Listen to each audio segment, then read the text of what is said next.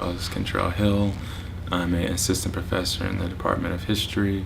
I got my PhD from the University of Illinois.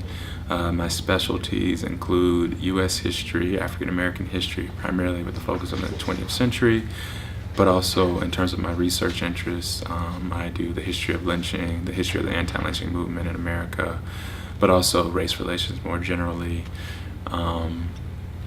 And my I'm going to be participating in the open teaching concept this year, and my lecture is entitled Under the Sentence of Death, How African Americans Survived Lynching.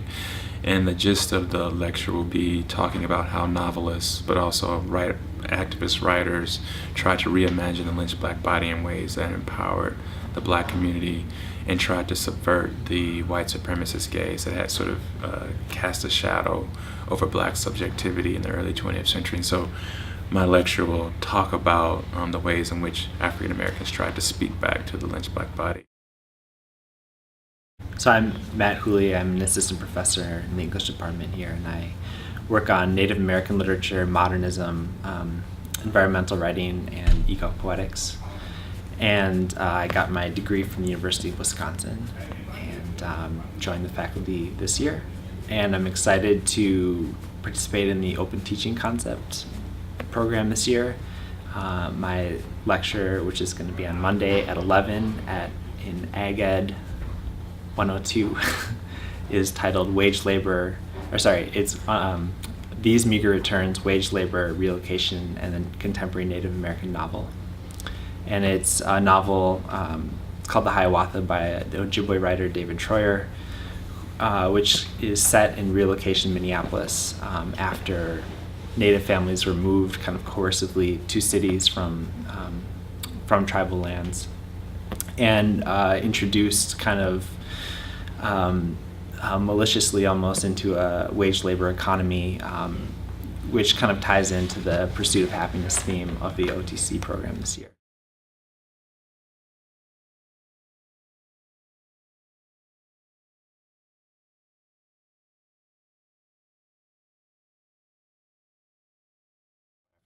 Survived lynching, and the gist of the lecture is to talk about how African American literature actually was a way for African Americans to assuage the fear, assuage the trauma of the lynched black body. And so I try to talk about Richard Wright, I talk about Ida B. Wells, I talk about Sutton Griggs, and how their literature, how their novels provided a way for African Americans to reimagine the lynched black body in new ways that empowered the black community. And so my lecture will try to get into that somewhat, as much as I can in 50 minutes. So great. And what are you working on as well?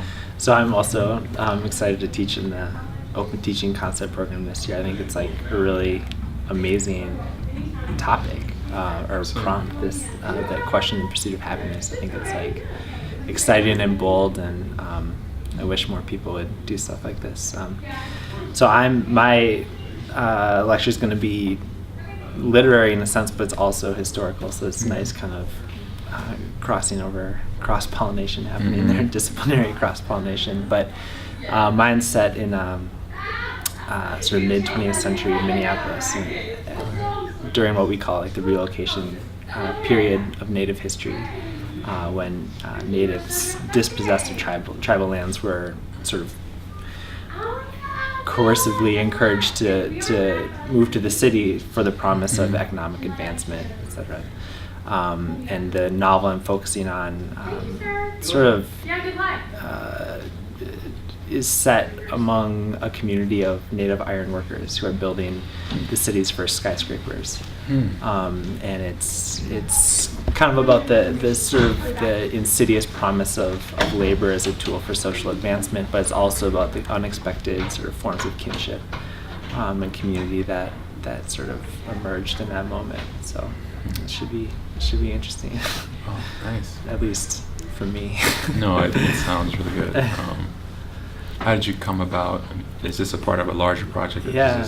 Yeah, so I'm from Minneapolis, Okay. which is where this book is set. I went to and- college in St. Paul. Really? Mhm. Where? McAllister. Oh, I went to Carleton. Okay. So There you go. we're rivals. Yeah, I we're at guess. war. We're Yeah. friends. Yeah, That's perfect. friendly Yeah. rivals. That's amazing. So I mean, so you know that, Mhm, and this some is of that history. and you've seen like that the building the novel is interested in the building of the IDS Tower, which is like Okay. the big skyscraper in Minneapolis, Mhm. or one of the two. So part of it was just having come from there and trying to understand like what it meant for natives to be participating in the construction of modernity of the city or in the city. So But absent from, or at least visibly absent. I mean, visibly absent. I don't know if you had that, if you remember any of that from being there, but there's sort of like a present absence. Or something. Yeah, I mean, I worked at the Minnesota Historical Society yeah. for a year in a summer, and the biggest issue at that time was burial remains and Native communities being able to reclaim those, and the Minnesota Historical Society refusing to Right. budge on it, and so Yeah. I was there during that very hostile time, and so Yeah. that was. But definitely in terms of Minneapolis, in terms of St. Paul, although there's a deep history there, in the current moment, Native people Yeah. are invisible or presented as invisible. Right. And so that's Well, actually, there's like an problem. interesting kind of archival question there. It's like for Mhm. me, then the archive is novel, but it's also the building Mhm. for lynching. I mean, it seems like there's a kind of similar thing going on with visibility and invisibility. Mhm. Lynching is this incredibly visible moment, Yeah. but it's So- also an invisible history, it seems like. Yeah, and for what I'm doing, the core problem that African American activists and then activist writers are trying to deal with is how do they deal with the shadow of the lynched black body, the shadow that what I would call in my work the white supremacist gaze Yeah. sort of projected across the land, and so the problem and the challenge for black activists and writers was to try to reimagine that symbol, because it became the dominant symbol. The lynched black body became the dominant symbol of race relations in America. And so trying to reimagine the lynched black body as something other than dehumanized, as something other than criminalized, was a project that African American writers and activists took on, particularly because in the 1920s and 30s, there was, it would have been preposterous to think that a civil rights movement would have emerged only 25 years later because of how intense the oppression was. And so black novelists, black activists believed that trying to re-signify the lynched black body in a way that empowered African Americans was a way forward, particularly to survive the trauma of lynching. And so, so in terms of visibility, invisibility, trying to overcome that very visible symbol of dehumanization, right, and try to replace that with, or make more visible stories or narratives of empowerment, is kind of